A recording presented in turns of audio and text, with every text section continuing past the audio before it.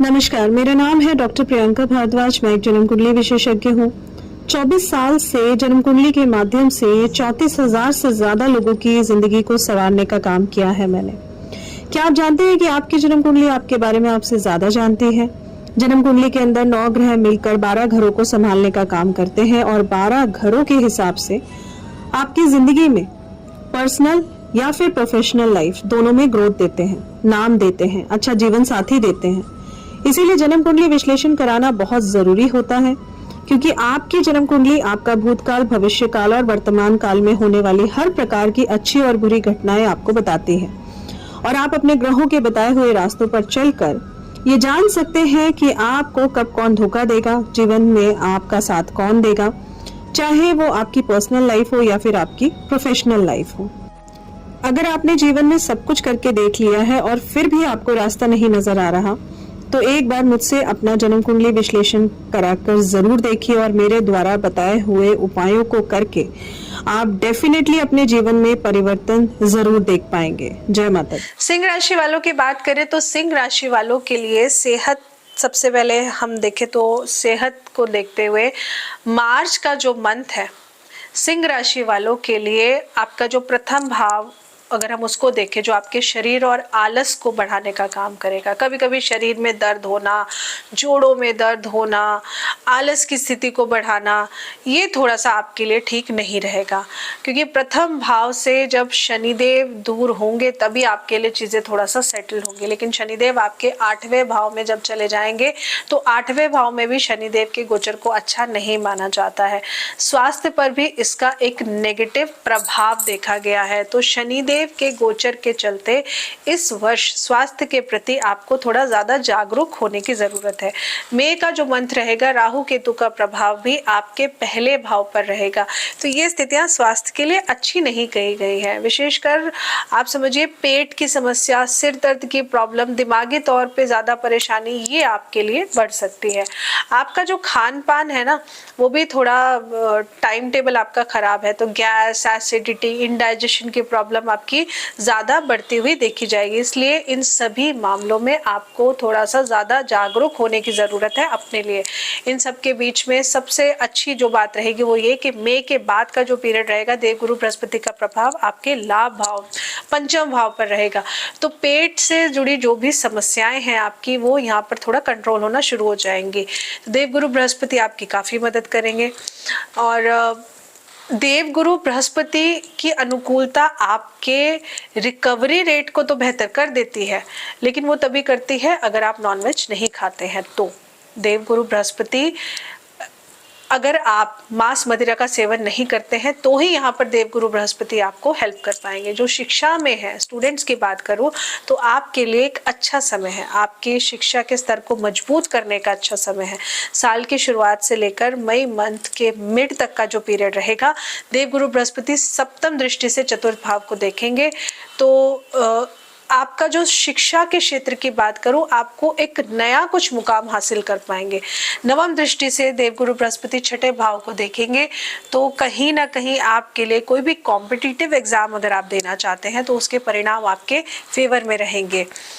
जो लोग बिजनेस करते हैं, सिंह राशि वाले, खास तौर से बिजनेस वाले लोगों के लिए ध्यान देने वाली बात यह है कि मई के बाद का जो पीरियड रहेगा, देवगुरु बृहस्पति का आशीर्वाद आपको तभी मिलेगा और आपका ट्रैवल भी बढ़ेगा और उस ट्रैवल से आपको एक अच्छा योग निकल कर आएगा। बुध देव का गोचर भी आपके लिए ज्यादातर समय में एक पॉजिटिव इम्पैक्ट ही आपके ऊपर डालेगा। तो ऐसे में व्यावसायिक उन्नति की अगर मैं बात करूं तो बहुत अच्छा है, बहुत ही बेहतर है। जो लोग लॉ कर रहे हैं, सिंह राशि के हैं, या एडवोकेट का जिनका प्रोफेशन है, आप लोगों के लिए भी समय बहुत ही बेहतर रहने वाला है। इस वर्ष अच्छे परिणाम आपको मिलेंगे। साल की शुरुआत से लेकर के मार्च तक का जो पीरियड है, सप्तमेश के शनि यानी सप्तम भाव में ही रहेंगे, तो ऐसे में थोड़ी सी कठिनाई आपको यहाँ तक देखने को मिलेगी, लेकिन इसके बाद काम के तौर पे चीजें आपके लिए बेहतर होने लगेंगी। मार्च के बाद शनिदेव 8वें भाव में चले जाएंगे, तो 8वें भाव में शनिदेव के गोचर को, जैसा कि मैंने पहले भी कहा, अच्छा नहीं माना जाता है। लेकिन व्यापार और व्यवसाय के लिहाज से अगर मैं बोलूँ तो रिस्क लेना इस पीरियड में तो ठीक नहीं है। लेकिन इसके बाद राहु केतु भी सप्तम भाव में जब प्रभाव डालने लग जाएंगे तो इस बात का ध्यान रखिए कि व्यापारिक निर्णय अगर आप कोई भी ले रहे हैं तो अपनी सूझबूझ से लेकर लीजिए। किसी के कहने पे किसी ने कहा ये काम कर लो और आपको उस काम की नॉलेज भी नहीं है, आपने सिर्फ ये देखा कि वो फिगर दिखा रहा है, इतना बेनिफिट है, मैं इसको कर लेता हूँ, मत करिएगा। क्योंकि जिस काम की आपको नॉलेज नहीं है उस काम में इन्वेस्टमेंट मत करिएगा अनटिल अनलेस आप उसकी एक अच्छी नॉलेज गेन ना कर लें। जब तक बस इस बात का ध्यान रखना है।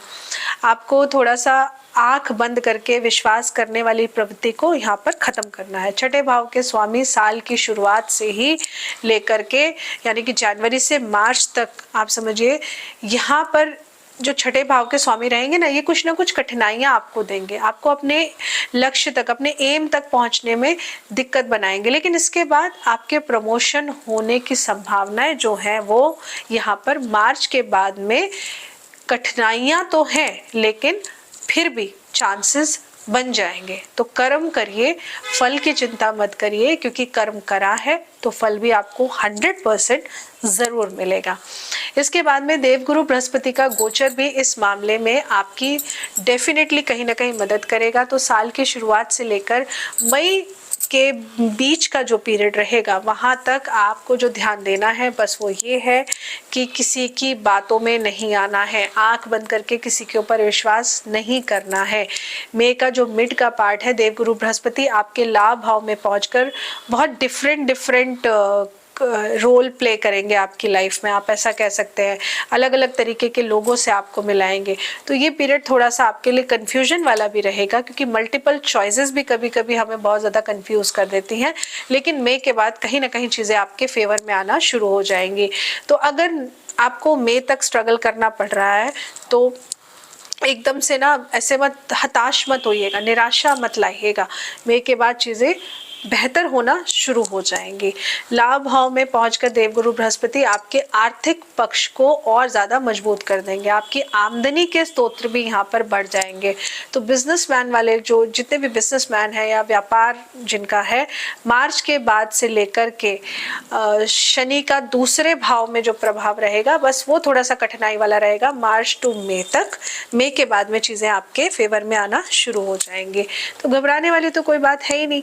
जो मैं आप लोगों को समझाना चाह रही हूँ बस ये कि राहु केतु के प्रभाव को देखते हुए और देवगुरु बृहस्पति का गोचर और साथ में शनि देव का बदलना, बस थोड़ा सा ध्यान ये रखना है कि आपकी लव लाइफ अगर हम देखें, अब लव लाइफ तो देखिए हर किसी के साथ हो जाती है ना। प्रॉब्लम आपकी यही है कि थोड़ा सा इन्फैक्चुएशन लेवल आपका हर किसी के साथ होता जा रहा है, जिस वजह से आपकी पर्सनल लाइफ खराब हो रही है।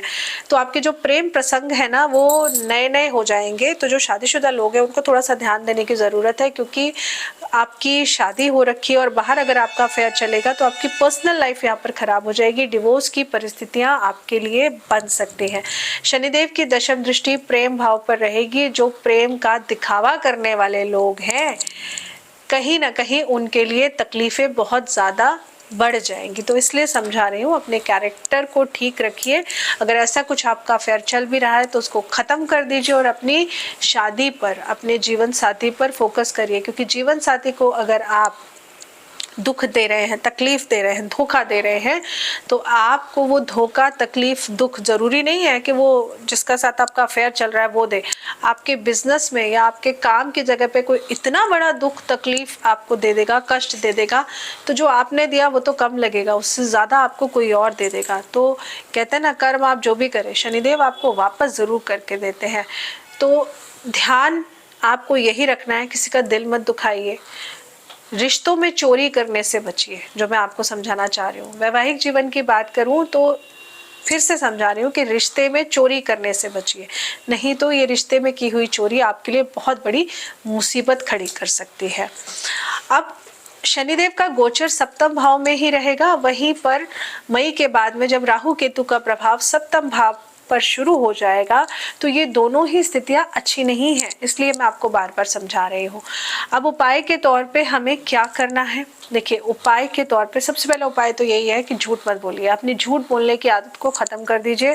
नहीं तो आज तो आपने एक झूठ बोला है और उस एक झूठ को बचाने के लिए आपको बदले में जो दूसरा झूठ बोलना पड़ेगा, फिर तीसरा बोलना पड़ेगा। ऐसे करते करते आप अपने झूठ का एक जाल बना लेंगे जिसमें खुद ही फंस जाएंगे, एक दिन निकलना भी उससे मुश्किल हो जाएगा। तो सबसे पहला उपाय तो यही है कि झूठ मत बोलिए। अगर कुछ काम बिगड़ गया है तो उसको साफ साफ बता दीजिए कि हाँ ऐसा मुझसे भाई गलती हो गई है, इसके लिए मैं माफ़ी मांग रहा हूँ, लेकिन आगे से ऐसा नहीं होगा, और उस चीज़ का ध्यान भी रखिए।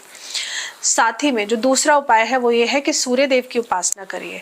आप सूर्य देव को जल चढ़ाइए, सूर्य नमस्कार करिए, कि आपके लिए बहुत ज़्यादा ज़रूरी है, आपकी सेहत के लिए भी ज़रूरी है और आपके कॉन्फिडेंस को ये और ज़्यादा इम्प्रूव भी करेगा। और परिवार के लोगों के साथ एक अच्छा तालमेल बनाने की कोशिश करिए। गलत फहमियों को मत बढ़ाइए, गलत फहमियों को कम करिए, तो चीज़ें आपके लिए बेहतर रहेंगी। पूरा साल आपके लिए अच्छा रहने वाला है। जय माता दी।